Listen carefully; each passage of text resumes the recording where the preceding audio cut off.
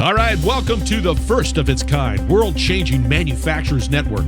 Lisa Ryan has her ears to the ground and her heart in the game. Get ongoing education and new connections right here with Lisa and the Manufacturers Network.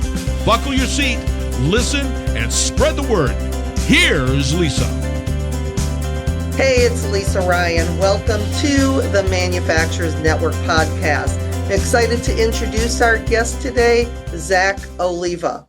Zack has led Oliva Gibbs since 2013, specializing in contract negotiations and asset transactions within the energy sector. He is also the founder of Oliva Partners Management, LLC, focusing on long-term wealth creation strategies for high net wealth families. So, Zack, welcome to the show. Thanks for having me, Lisa. So share with us a little bit about your background and what led you to doing what you do. Sure. I grew up in Ohio, and throughout college and law school, I had read about in the newspaper this thing called the Utica Shale, the shale boom in Ohio. And I was really interested in it when I got out of law school in 2011. There weren't a lot of jobs in Columbus, Ohio, where I was in law school at. And so I really wanted to get in the oil and gas industry. I talked to a lot of firms in Ohio, and they had not yet built out their oil and gas practices. And one of my professors advised me to move to Houston. He said, hey, if you really want to be in the energy industry, you should move to like the global headquarters, which is in Houston, Texas. I had never been to Texas in my life. And so I called about 50 law firms in Ohio, and I found one that was looking for an Ohio licensed attorney to do some oil and gas transactions in Ohio. And a week later, I was living in Houston and starting my first day in the office. About a year and a half later, I left that firm and I started what is now Oliva Gibbs. So we work with oil and gas companies and oil field service companies and related companies around the country. We have around 50 attorneys that work for us.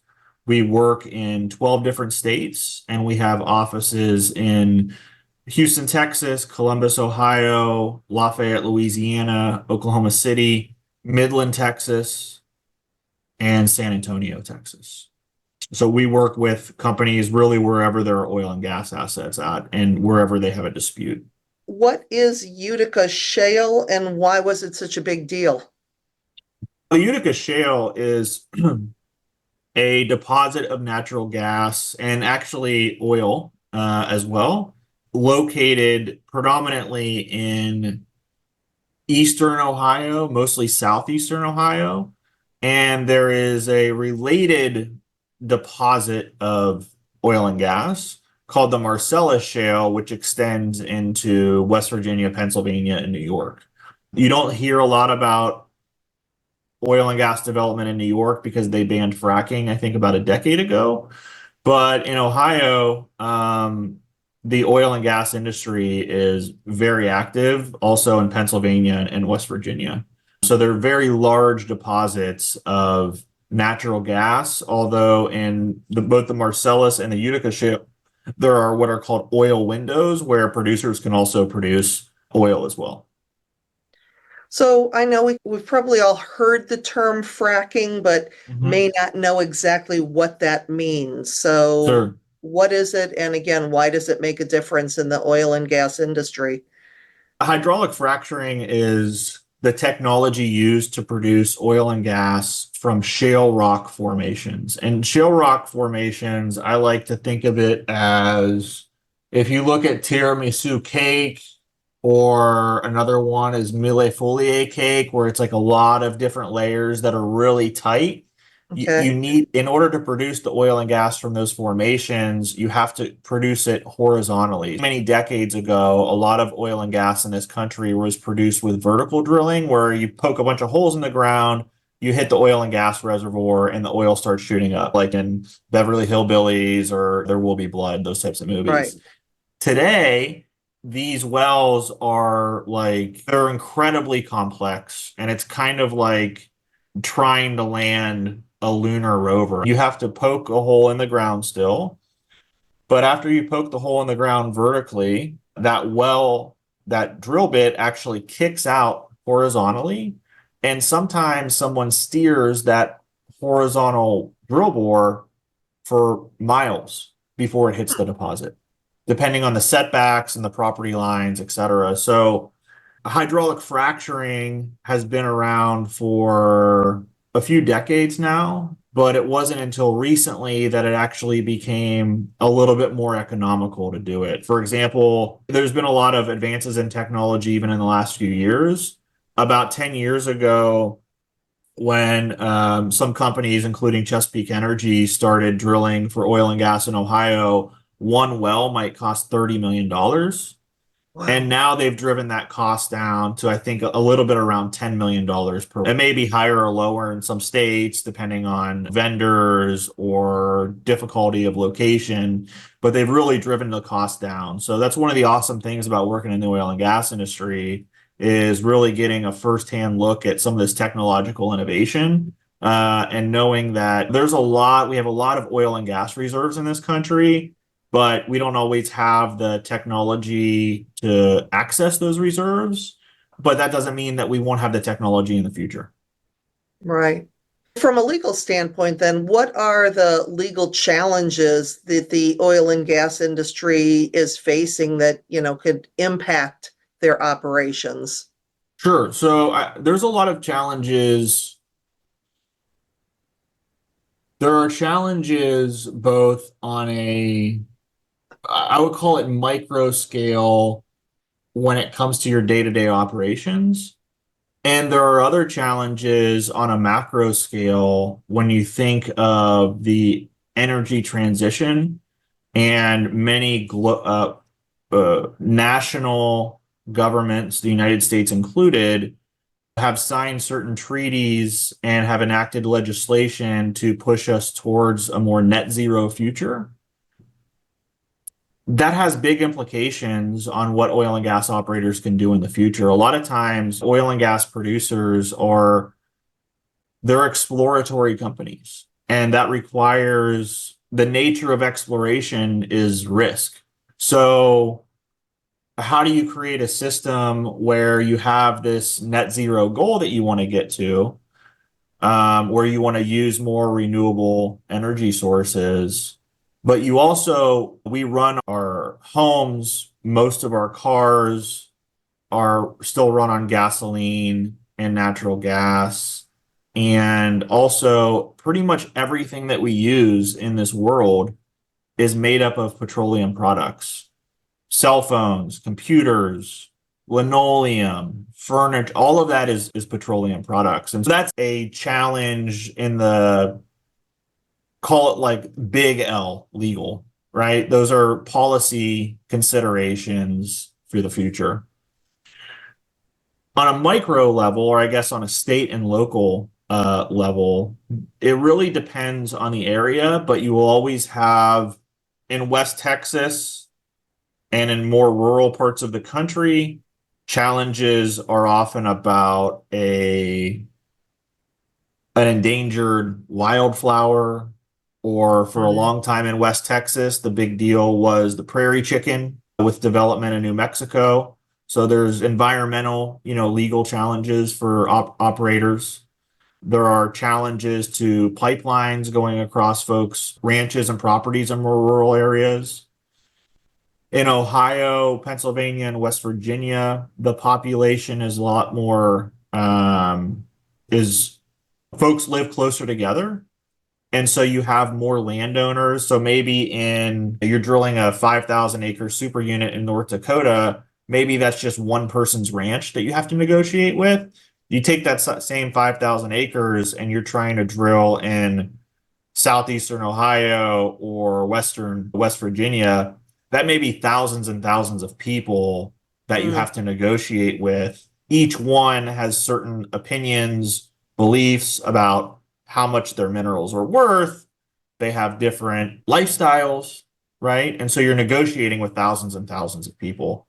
Additionally, as the technology and the wells get deeper and more complex, these wells are not only drilling through the ground, but they're also drilling through old production units, which are defined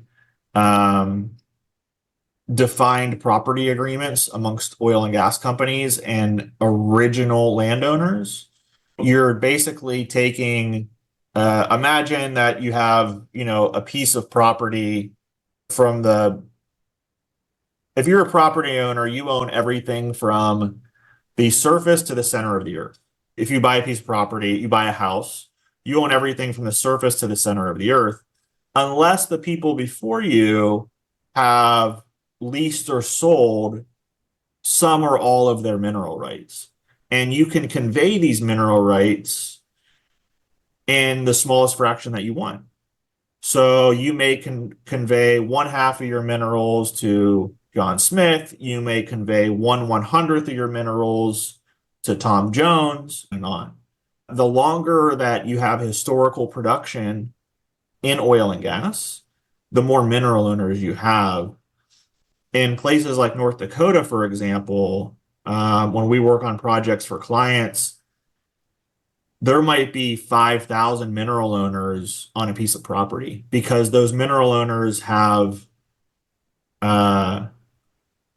historically divvied out or sold off their mineral rights over a period of 100 years because there's been so much historical production, especially in Texas, right?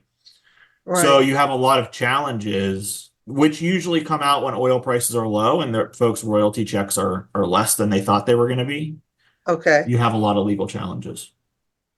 Wow, that's a lot. It's a good place to be a lawyer, I'll tell you that. Yeah, I was gonna say. There's a lot of job security working with oil and gas companies, and they're great clients. Everyone in the oil and gas industry, I didn't grow up in Texas, I'm originally from Ohio, but everyone in the oil and gas industry is just awesome to work with, and it's a really fun industry to be a part of. Yeah. So taking this into more of the manufacturing realm, what are some strategies for sustainable growth and client satisfaction that may be valuable for manufacturers who are looking to build long-term relationships with energy sector clients like yours? Yeah, I think that in my experience, folks tend to stay in this industry for a long time, and also it tends to be a generational industry. So it's not uncommon that we have lawyers that work with us at our firm, for example. Maybe their great grandfather started in the oil and gas industry, and then their grandfather was a geologist, and their father was an oil and gas engineer, a petroleum engineer, and they decided to become an oil and gas lawyer. So it really is a relationship-driven business, is my first observation coming in as an outsider almost 15 years ago now. Reputation definitely matters. So we place a really heavy emphasis on protecting our reputation and having a lot of integrity, just doing what we say we're going to do and having a lot of referability. And I think for sustained growth in this area, you should really plan for investing in those relationships and investing in the industry during ups and downs. When there are downturns, and I've now been through 4 of them since starting the firm in 2013, that's really when the relationships matter a lot. And that's really when I try and, really reinvest into networking groups, more face time with clients, because everyone's getting through it together. Yeah, it's funny that you mentioned about relationships because a couple weeks ago I just spoke at PEI at the NAC show, so the Petroleum Equipment Institute. When it comes to associations, are you involved in a lot of the different associations, and how are you seeing those benefiting their members and the industry as a whole? Sure. So we're involved in quite a bit of associations. One of the main ones that we're a member of is called AAPL, which is the Association of America's Petroleum Landmen. Another organization that I'm a member of is the Institute of Energy Law, and I sit on the Oil Field Services and Transactions Committee. And we as a firm, we're probably in 20 to 30 local oil and gas associations. And they benefit their members a lot. Mostly, there's a very large expo every year in Houston called the NAPE Expo. It's the North American prospect exhibition. And it's oil and gas companies from around the country. And also they have an international section and service companies. And it's been around for, I think, 30 years. And that's like the conference in oil and gas in the country. And then also annually, there is a conference called OTC, which is the Oil Field Technology Conference, which I think is probably larger. And that is more of an offshore oil and gas conference. And you have people from around the world that attend. I think they probably get 20 to 30,000 people that goes Wow. there. So these conferences are quite large. And a few years ago, I was on a committee through NAPE where I was just helping out, like being an ambassador of the industry. And one of my jobs was to walk around the floor during the conference, during the trade show, and survey people and ask them a few questions. Hey, how long have you had a booth here for? Is it worth it, etc.? And every single person that I interviewed, they had been coming to NAPE for the last 20 years. They could trace their biggest deal back to someone that they met at NAPE, maybe outside of a hotel or something like that. And so really, I think it's the main job of NAPE and the best organizations really find a way to get people together. And I think that's something that's really important. Yeah, I think and when I'm around these people at the associations I speak to, it's like there's so much energy there because those are the only people in the room that have any idea what they do for a living, because goodness knows Yeah. they don't.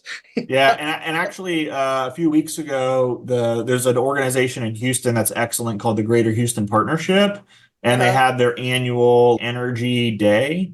And one of the guys who runs Bill Gates's venture fund, he was one of the speakers there because he comes to Houston a lot as they explore different energy through the Gates Foundation. And so it's a really cool industry to be a part of, because energy is it's what keeps the lights on in America. And so you get to meet some really interesting people.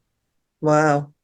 Yeah, so that's one way to get partnerships, obviously through associations. So what do you think are some other effective approaches to maintaining a competitive edge in the industry sector that manufacturers might apply to strengthen some of their partnerships within the industry? I mean, I'm a big believer in marketing. And I think that if you look at companies that continually to reinvest their marketing budget in strategic places, a lot of companies during a downturn, especially in oil and gas, will cut their marketing budget. And I think that's wrong because everyone's going to cut their marketing budget. And so if you just keep yours the same, you're automatically rising above all of your competitors. I think from a legal standpoint, what we see when we work with companies in the energy space is that they do not really think about litigation until they're in a lawsuit. And we offer, and this isn't a pitch for my services, I think other companies or other law firms maybe do the same thing, but we offer pre-litigation services. Well, we will review your vendor agreements, employee agreements, and other third-party agreements now, and if you have any litigation risk based on things that we've seen with other clients who have been in similar situations, updates to case law, etc. And I consider it's definitely not an insurance. And I'm not saying this is an insurance, but I think it is a way to reduce risk where lawsuits could take a lot of time and a lot of money, and litigation is inherently unpredictable. When for a fraction of what that litigation would cost, you can invest now in having litigation attorneys review your third-party agreements and understand if there are risks. Maybe you need to change your business operations today, or this agreement maybe was written poorly, for example, or has some ambiguity where we've seen other clients get dragged into lawsuits because of that ambiguity, and that ambiguity can be cleared up now with the third party rather than when an event naturally occurs. So I think that enough companies do not take advantage of the pre-litigation services.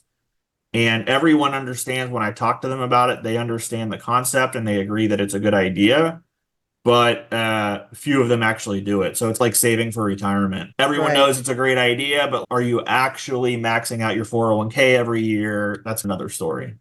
Right. Yeah. And one of the ways with the ups and downs in the oil and gas industry, supporting a strong corporate culture is a big deal. So how are you seeing your clients doing that so that they're keeping the people they need through good times and bad? Yeah, absolutely. I think that culture drives strategy, and we certainly approach it that way at our business. Culture, I think, is particularly important at this point in time in the oil and gas industry. Is a wave of consolidation and acquisitions going on right now. And you have ConocoPhillips, huge oil company, is buying Marathon, another huge oil company, right? That's tens and tens of thousands of people that are now joining your corporate culture. So I think leaders need to be especially attuned to the fact that culture drives everything. I think that I read a few years ago that 70% of acquisitions fail because of a culture mismatch. Yep. And so, how often are the acquisitions being driven by the financials, which may be a different story if the acquisitions are driven by a culture first mentality? And so we talk to our clients a lot. And also when we work with clients, we make sure that there's a culture match between our business and their business. And sometimes there's not. Yeah, I think that especially now with these wave of consolidations is happening in the oil and gas industry, leaders really need to make sure that there's a strong culture match between the two companies before they sign the deal. Wow, that's such a good point because, like you said, they're primarily looking at the finances for Mhm. the acquisition because no matter what you have in that, you have the people who were bought and the people who bought. So you have this kind of us and them mentality. And if the cultures are completely different from each other, yeah, it sounds like you are just setting yourself up for Yeah, failure unless you're very proactive. and you can trace everything back to culture. Look at what Boeing's going through right now. That's a cultural problem. And then the same thing with Starbucks, right? Both located in Seattle. Both CEOs are trying to fix these companies that are going through really difficult times. And at the end of the day, they have culture problems.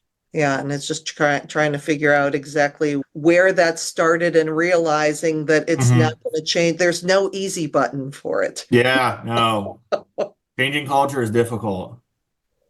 Yeah. So, what are some of the trends or future changes in energy law that people should be prepared for, and how can they best position themselves to navigate those shifts?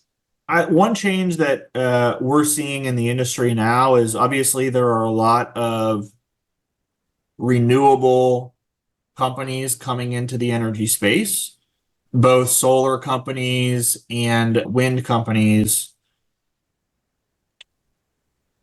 Those companies are going to have to work with oil and gas companies, if for no other reason than they're serving the same end customer, number one.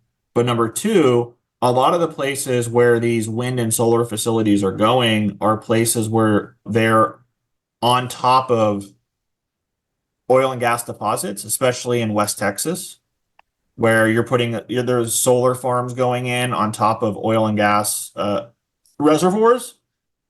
The way the law works in Texas is that oil and gas operators have the highest legal right to access the land. So you could easily have a situation where you get the permission from the ranch owner to build a huge solar facility, and then an oil and gas company can come along and say, we need to drill for oil and gas here.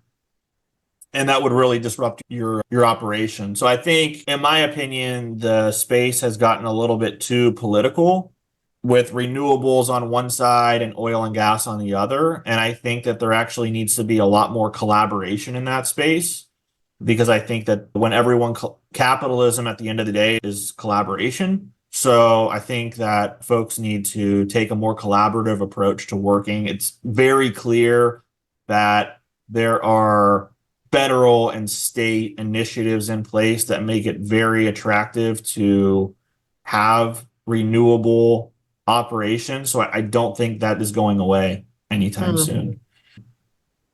I think that's the main trend that we see, is that before it used to be, well, renewables are on one side, oil and gas is on the other. And then even as part of our practice, we work with more and more large oil companies who are making significant investments into renewables. So it's really an all of the above approach.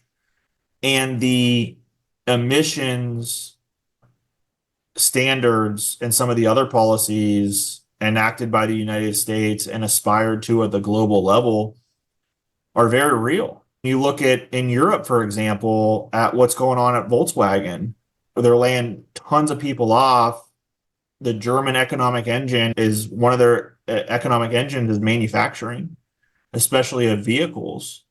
And there's an electric car mandate across Europe, which is affecting manufacturers. So it's very real that this change is happening. Wow.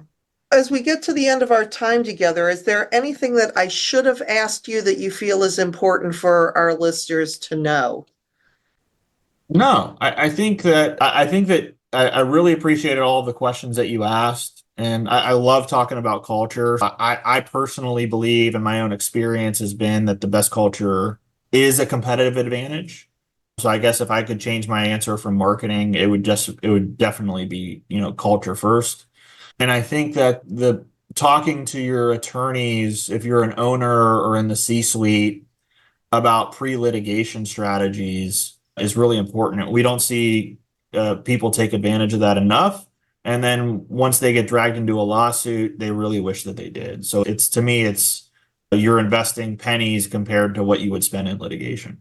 All right. If people did want to continue the conversation with you or find out a little bit more about how you can help them, what's the best way to get in touch? Sure. So I'm on LinkedIn at Zack Oliva. I'm very active on LinkedIn. And you can also visit us at oglawyers.com. Okay. Zack, thank you so much for joining me. Absolutely. Thanks for having me, Lisa. I'm Lisa Ryan, and this is the Manufacturers Network podcast. We'll see you next time. Thanks for listening to the Manufacturers Network podcast. Do me a favor and share this podcast with your friends and colleagues so we can grow this network and connect more fantastic folks just like you. You can either send your buddies to the website at manufacturers-network.com or share the Manufacturers Network podcast on your LinkedIn, Facebook, Twitter, Instagram, or wherever you and your industry friends hang out. The bigger and faster we grow the network, the stronger and deeper the community we'll all have. Thanks again, and I appreciate you.